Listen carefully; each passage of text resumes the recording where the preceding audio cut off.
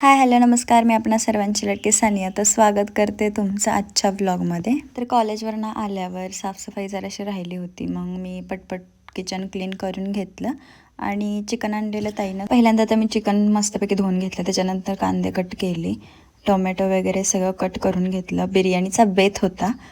खूप दिवस झालं बिर्याणी खाल्ली नव्हती. सो ताई बोलली की आज फक्त बिर्याणीच करू. तर तिला बोललं बरं ये चिकन घेऊन. बाहेरची बिर्याणी खायला छान लागते, पण स्वतःच्या हातनं बनवून खाणं त्यात समाधान वेगळंच असतं. मग लवकरच मी बिर्याणी करायला घेतली.